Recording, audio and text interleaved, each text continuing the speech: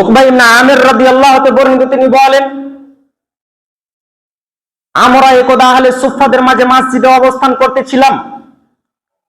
এমন সময় রাসূল সাল্লাল্লাহু আলাইহি ওয়াসাল্লাম বের হয়ে আসলেন এবং বললেন, সঙ্গী সাথী, তোমাদের মাঝে কে এমন আছে যে প্রত্যহ সকালে বুথান অথবা আকিক নামক বাজারে যাবে, সেখান থেকে 2টি বড় কুজ বিশিষ্ট 2টি উটনি নিয়ে আসতে পারবে, তবে শর্ত হচ্ছে কোনো প্রকার আত্মীয়তার বন্ধন ছিন্ন না করে এবং কোনো প্রকার অপরাধ না করে।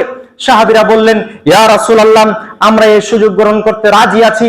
রাসূল সাল্লাল্লাহু আলাইহি ওয়াসাল্লাম বললেন, তবে তোমরা কেন এই কাজ করো না যে মসজিদে আসবে, মসজিদে এসে কেউ যদি একটি আয়াত শিক্ষা অর্জন করবে এবং অপরকে একটি আয়াত শিক্ষা অর্জন করবে, এটি ওই কাজ থেকে উত্তম হবে যে 2টি বড় কুজ বিশিষ্ট উটনি দান করলে যে সমপরিমাণ নেকি পাওয়া যাবে, কেউ যদি মসজিদে এসে একটি কোরআনের আয়াত শিক্ষা অর্জন করে সে সমপরিমাণ নেকি পাওয়া যাবে।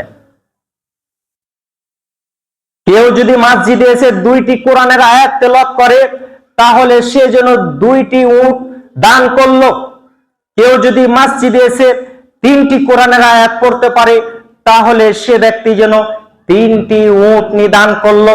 তবে শর্ত হচ্ছে মসজিদে এসে শিখতে হবে, মসজিদে এসে শিখতে হবে এবং মসজিদে এসে অপরকে শিখাতে হবে।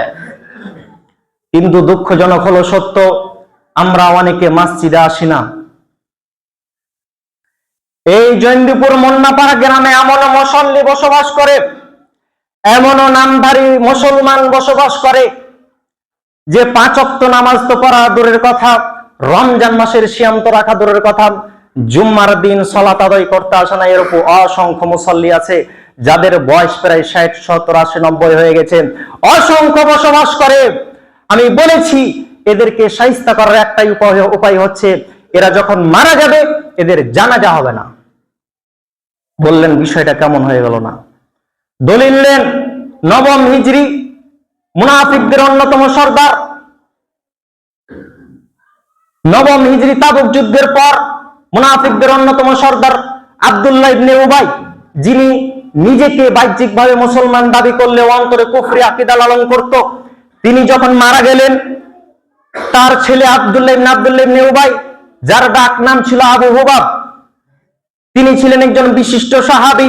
রাসূলের দরবারে গিয়ে বলছেন, ইয়া রাসূলুল্লাহ, আপনিও জানেন আমিও জানি আমার পিতা ছিল একজন মুনাফিক, অতএব আমি চাই না আমার পিতা জাহান্নামে যাক। আজকে আমি আপনার কাছে 2টি আরজি করব, 2টি আবেদন করব, আপনি না করতে পারবেন না। এক, আপনি আপনার কামিজটা আমাকে দান করা লাগবে, আপনার ওই পোশাকটা দিয়ে আমি আমার পিতার দাফনের ব্যবস্থা করব। আমি চাই আল্লাহ সুবহানাহু ওয়া তাআলা হয়তো এই জামার বিনিময়ে আমার পিতার কবর রাজা মাফ করতে পারে। দ্বিতীয়ত হচ্ছে আমার পিতার জানাজার সালাত আপনাকে পড়াতে হবে। দয়ার নবী, রহমতের নবী মুহাম্মদ সাল্লাল্লাহু আলাইহি সাল্লাম তার কথাকে না করতে পারলেন না, বললেন, ঠিক আছে আবু হুবাব তুমি যাও, আমি আসবো। রাসূল সাল্লাল্লাহু আলাইহি সাল্লাম এবার সেই মুনাফিকের জানাজার উদ্দেশ্যে বের হলেন। পিছন দিক থেকে হযরত উমর রাসূলের জামা ধরে টান দিয়ে বললেন, হে আল্লাহর নবী, আপনি সে মুনাফিকের জানাজায় উপস্থিত হবেন না, সে মুনাফিক ছিল, আপনি যাবেন না, ওর জানাজায় যাবেন না। রাসূল সাল্লাল্লাহু আলাইহি সাল্লাম এরপর বলছেন, না, আমাকে যেহেতু আবু হুবাব দাওয়াত দিয়েছে অতএব আমি যাব, তার জানাজা পড়াবো। হযরত উমর তখন সূরা তাওবার 80 নম্বর আয়াত তেলাওয়াত করে শোনালেন, ইস্তাগফির লাহুম ওয়া লা তাস্তাগফির লাহুম ইন তাস্তাগফির লাহুম 70 মাররাতান ইয়াগফিরুল্লাহু লাহু।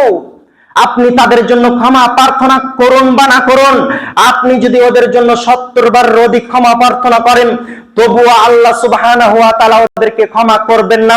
এরপরও কেন আপনি তার জানাজায় উপস্থিত হতে যাচ্ছেন? এরপরও কেন আপনি তার জানাজায় যাচ্ছেন? মুহাম্মদ সাল্লাল্লাহু আলাইহি ওয়াসাল্লাম মুহাম্মদ সাল্লাল্লাহু আলাইহি সাল্লামের হযরত উমরের কথা মানলেন না। এরপরও রাসূল সাল্লাল্লাহু আলাইহি সাল্লাম আব্দুল্লাহ ইবনে উবাইর জানাজা পড়ালেন।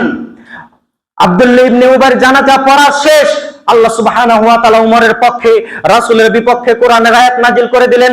সূরা তাওবা 84 নম্বর আয়াত খুলে দেখুন, আল্লাহ সুবহানাহু ওয়া তাআলা বলছেন, ওয়ালা তুসাল্লি আলা আহাদিন মিনহুম মাতা আবাদা ওয়ালা তাকুম আলা কবরিহি।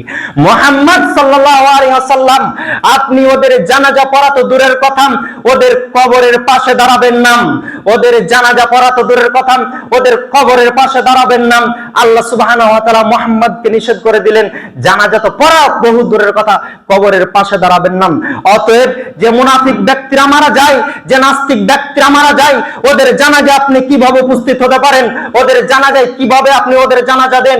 এমন মুসল্লি এই গ্রামে বসবাস করে যাদের বয়স বললাম 60 পার হয়ে গেছে, অথচ তারা সালাত আদায় করে না, রমজান মাসের সিয়াম পালন করে না, দেখেন রাস্তাঘাটে বিড়ি সিগারেট টান দেয়। এদের জানাজা কিভাবে হয়? এদের জানাজা কিভাবে হয়? ফের ওই ব্যক্তি মারা গেলে আপনি মসজিদে এসে মাইকিং করে দেন, অমুক গ্রামের অমুক ব্যক্তি মারা গেছে, অথচ আপনার লজ্জা থাকা উচিত।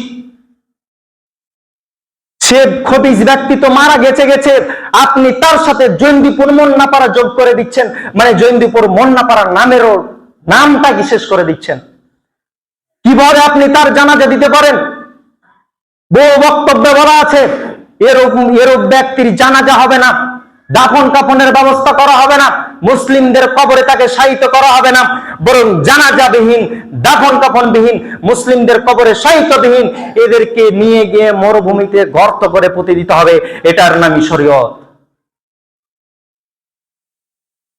এই সমস্ত ব্যক্তিদের অন্তরে মরিচিকা ধরে গেছে। আপনি যতই হেদায়েতের বয়ান দেন না কেন, তারা কখনো পরিবর্তন হবে না, তারা কখনো পরিবর্তন হবে না।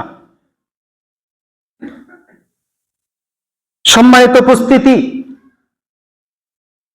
অতএব আসুন আমরা এই রমজান মাস উপলক্ষে কোরআন তেলাওয়াত করি, অধিকারে দান সাদাকা করি, ভালো কাজের চেষ্টা করি। সম্মানিত উপস্থিতি, কাজেই নিজেকে যখন মুসলিম বলে দাবি করেন, তখন আপনাকে সালাত আদায় করা লাগবে এবং কোরআন শেখা লাগবে। কেউ না কোরআনবিহীন মারা যাবে এবং মুসলিমই হতে পারে না। আপনি কোরআন না জানা ছাড়া আল্লাহর দরবারে কিভাবে যাবেন? সম্মানিত উপস্থিতি, আল্লাহ সুবহানাহু ওয়া তাআলা আমাদের তৌফিক দান করুক।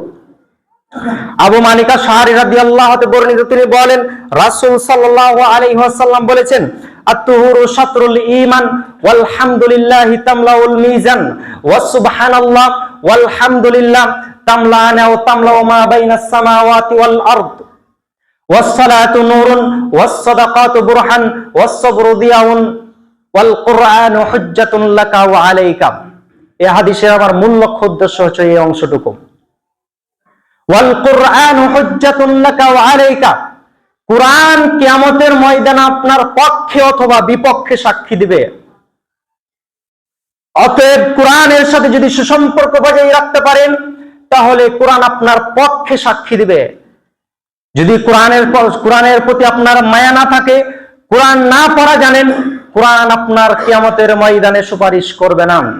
রাসূল সাল্লাল্লাহু আলাইহি ওয়াসাল্লাম তার পরের বাক্যে বলছেন, কুল্লুন নাস, প্রত্যেক মানুষ, ইয়াগদু সকাল করে, ফাবায়ুন নাফসুহা ফামুতিকুহা ওয়া মুবিকুহা, প্রত্যেক মানুষ সকাল করে তার আত্মার ক্রয় বিক্রয়ের মাধ্যমে হয় সে নিজেকে জাহান্নাম থেকে মুক্ত করে, নতুবা সে জাহান্নামে নিক্ষেপ করেন।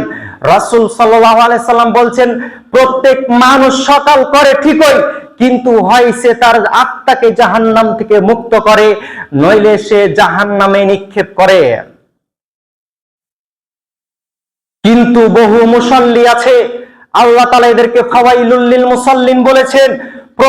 অনেক মুসাল্লি আছে যারা 5 ওয়াক্ত সালাত আদায় করে ঠিকই, কিন্তু এরা মানুষের গীবত করতে ছাড়ে না, মানুষের বদনাম করতে ছাড়ে না। দেখেন, ফজরের সালাত আদায় করলেন, সালাত আদায় করে আপনি আমার উমর চাচার দোকানে বসে গীবত শুরু করলেন, মানে আপনি আপনার আত্মাকে জাহান্নামে নিক্ষেপ করে দিলেন, আপনার আত্মাকে মুক্ত করতে পারলেন না। আমার হাজারো দিন বলা আছে আমার উমর চাচার দোকানে বসা হারাম, ওখানে বসাই হারাম। ওখানে যে পরিমাণ গীবত চলে, যে পরিমাণ রাজনীতির দুর্নীতি, যে পরিমাণ ওখানে কিস্সা কাহিনী চলে, তাতে সেখানে বসা হারাম। সম্মানিত উপস্থিতি, অতএব নিজের আত্মাকে ক্রয় বিক্রয়ের মাধ্যমে নিজেকে জান্নাতি বলে প্রমাণ করুন, নিজেকে জান্নাতের দিকে ধাপিত করুন, জাহান্নামে নিক্ষেপ করার চেষ্টা করিয়েন না। সম্মানিত উপস্থিতি, আরো অনেক কথা ছিল কিন্তু সময় একেবারে পার হয়ে গেছে। ছোট্ট একটি ঘোষণা, আপনারা জানেন গত বছর রমজান মাসে যে কোরআন শিক্ষার আয়োজন করা হয়েছিল, তারই ধারাবাহিকতায় এবছর আমাদের আলহামদুলিল্লাহ কোরআন শিক্ষার আয়োজন করা হয়েছে। অতএব ছোট বড় বৃদ্ধ সবাই বসবেন, কোরআন শিখবেন, এটুকু আশাবাদী আমরা।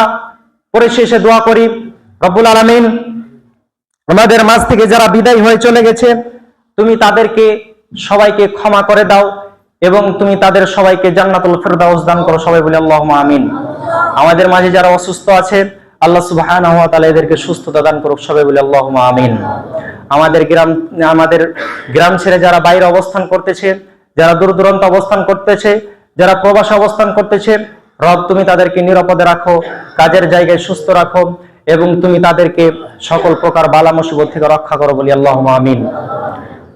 রব্বুল আলামিন আমাদেরকে এই পূর্ণ রমজান, এক মাস রমজানে তুমি সিয়াম রাখার তৌফিক দান করো। আমরা সবাই বলি আল্লাহুম্মা আমিন।